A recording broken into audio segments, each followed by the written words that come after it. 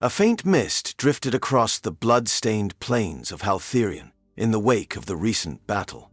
The air bore the scent of churned earth and trampled grass, mingled with the sorrow that followed the loss of so many brave souls. In distant corners of the field, grieving elves sang laments for the fallen, their voices echoing over the corpse-laden ground. Daylight offered no comfort, for it merely illuminated the horrors wrought by illusions and steel. Word of the conflict's outcome spread quickly. Ermo had withdrawn, his illusions unraveling in the face of a dogged loyalist's stand, yet the rebel forces had inflicted a grievous toll. Back in Valinor, where the loyal armies now took grim stock of the war's cost, an air of tension and uncertainty settled like a heavy cloak. Leaders gathered beneath the arches of that radiant city, their faces etched with weariness and concern. Even as the wounded were tended and the dead laid to rest, a flurry of reports arrived at Manwë's council. Some spoke of raids on outlying hamlets, rebel scouts pillaging supplies or conscripting frightened villagers. Others told of the cult of Night's doom, swarming through hidden roads, urging men and elves alike to swear devotion to Mandos. Less common, yet more alarming, were rumors that the Knights of Feanor had been spotted skulking near the aftermath of the battle, though no one knew whose side they truly favored. Manwë, perched upon a high dais in the council chamber, wore an expression of somber resolve. Gathered below him stood Vardar, Yavanna, and a small circle of Maiar captains, along with a handful of mortal envoys. All were uneasy. The bright stone pillars of Valmar's seat of authority seemed to carry distant echoes of war, as though the city itself trembled. "We can ill afford to sit idle," Manwë declared, his voice resonating through the chamber. Ermo and Mandos are not deterred by the cost of lives. Each day they tighten their hold on the hearts of those who crave a world beyond Eru's design. We must counter their illusions, speak truth where they sow confusion. Vardar nodded, her bearing regal but her eyes carrying the weight of grief. "I shall redouble my watch upon the stars," she replied.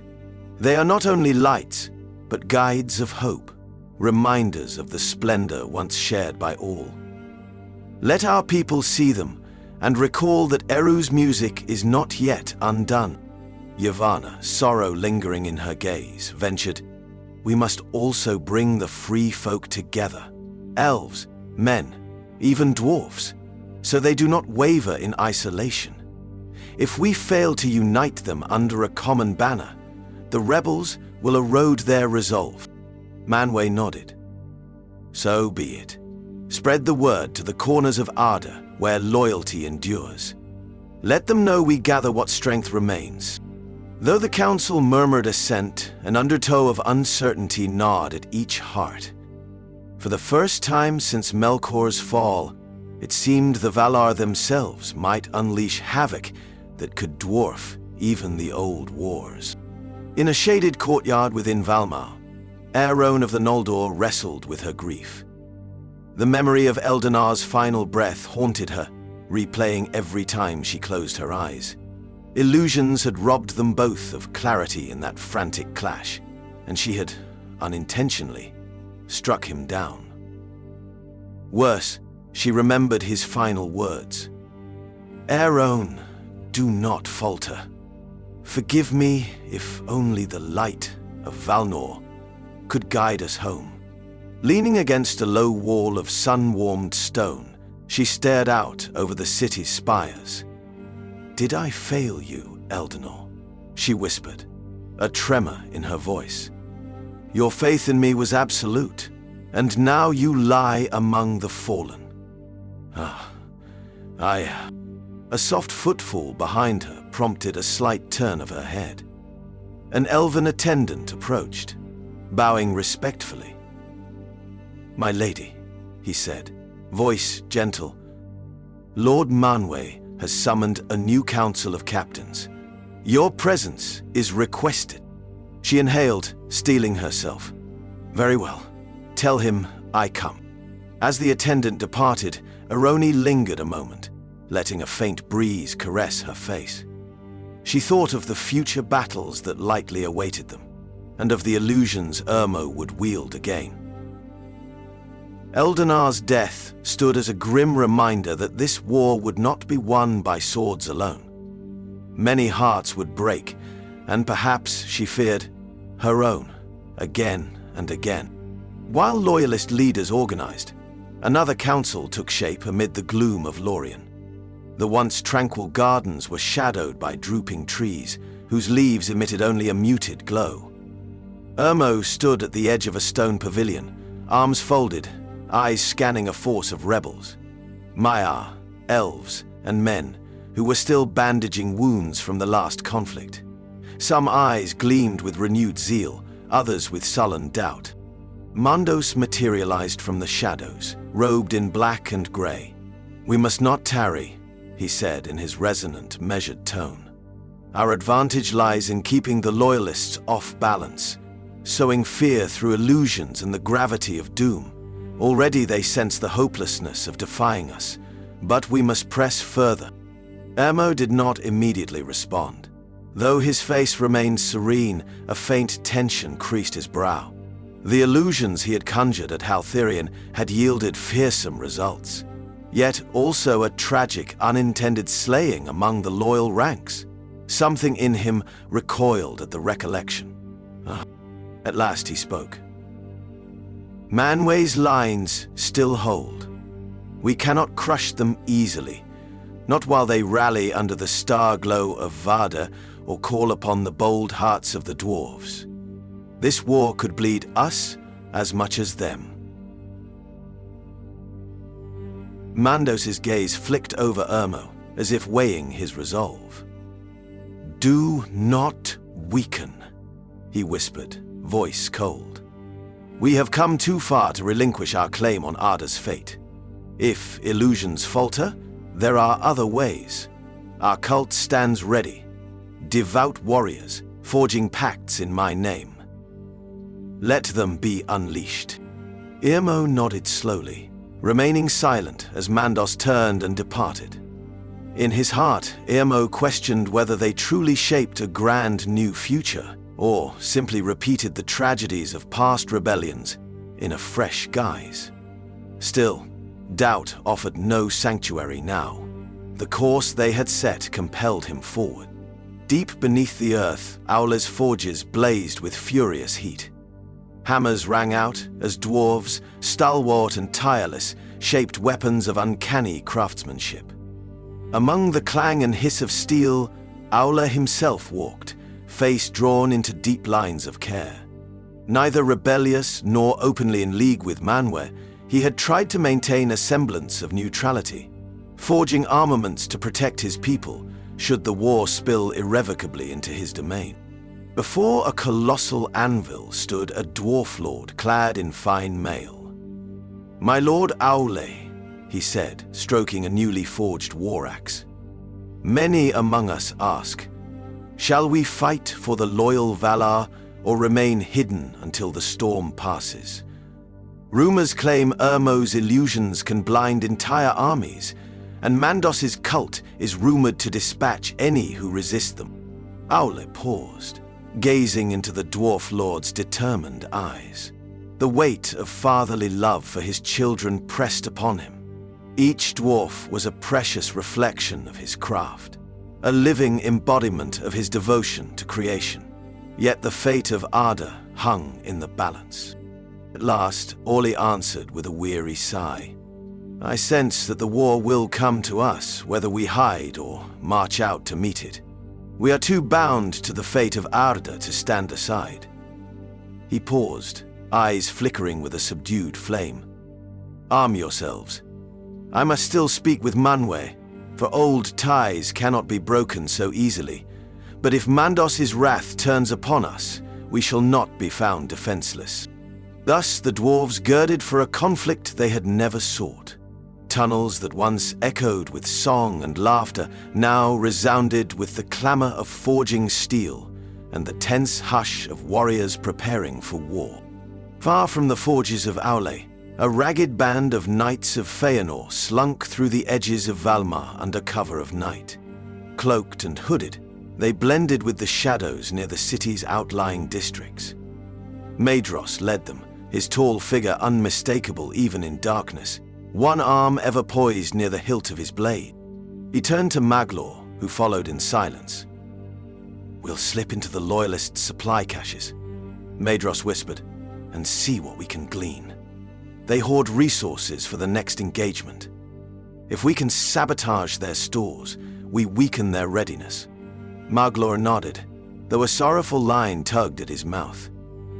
"We once stood among these very elves, Manwë's allies. Would Feanor have truly wanted us to sabotage them?" Maedhros's eyes flashed. Feanor wanted freedom. Freedom from the constraints of others' wills. This war is a chance to shape our own fate, to avoid kneeling to any Valar's new tyranny. If the Loyalists prevail, we lose that chance. If Urmo and Mandos prevail, we may fare no better. Thus we strike at both sides. They advanced into one of Valmar's lesser-used gates, the guard outposts momentarily distracted by a disturbance at the far wall. The knights seized the moment to slip inside, footsteps silent as a cat's in a moonlit alley. Their aim, to create confusion, sow mistrust.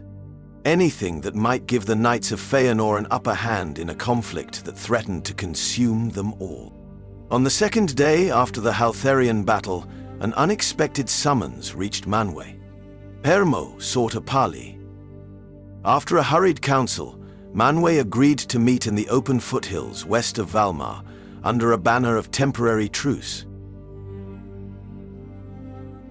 At midday, under a canopy of pale sunlight, the two Valar faced each other across a small clearing.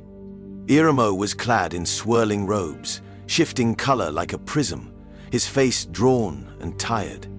Beside him stood a pair of Maiar guards. On Manwë's flank, Vardar stood watchful, along with Aeron and a few loyal captains. Manwë's voice echoed in the hush. "Brother, you have led many astray. Our realm bleeds under illusions and false promises. For what purpose?" Spencer declared that the mark had finally come. Brighter and faster the scroll below. Elmo's gaze flickered with a glimmer of regret. "I believed we could expand the vision of Arda, not be caged by it. Elmo's script seemed too narrow, too final. But perhaps we ventured farther than we ought. I wondered if it was only fantasy, or if it was real." Vardar stepped forward, eyes bright as stars. "Then cease this madness, Urmo. Mandos fosters worship in his name, twisting your cause into an abomination. Rejoin us. Help us restore what was lost before it's too late." For a heartbeat, Urmo appeared to waver. Memories of peaceful nights in Lorien, of tending dreams that soothed hearts, flickered in his expression. But another memory, of alliances forged in secrecy, of Mandos's grim vow, stirred him. "I cannot," he whispered. "Too many have pinned their hopes on a new order. I will not abandon them to face Eru's wrath alone." A weighty silence blanketed the clearing. Manwë felt an ache within his being, for he remembered Eormor's gentle counsel through many past ages. At length he raised his head. "Then no peace can come from this. Should you press war, we cannot stand aside." Urmo inclined his head, voice hushed. "Nor shall we." No further words were exchanged. The parley ended, each side turning away with the heavy knowledge that this conflict would only escalate. Aeron's hand shook upon the hilt of her sword, as though she felt the hope of a peaceful resolution slip through her fingers like wind-blown ash. That night, Valmar lay uneasy beneath a moon that seemed too pale, too silent.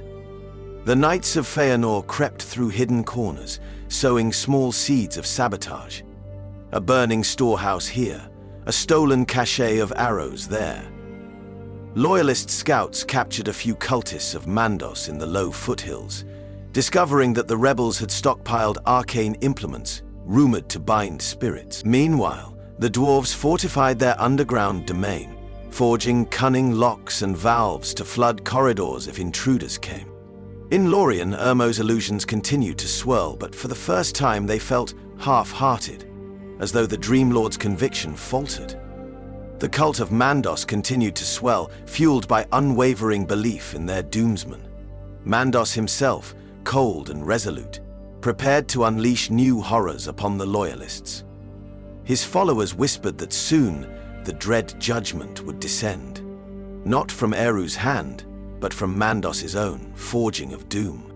A sorrowful hush settled over the realm, an almost tangible sense that all were perched on the brink of a final descent. The illusions grew darker, the war machines grew deadlier, hearts were more desperate than ever before. Neither side could quite see a clear path to victory, nor any path to peace.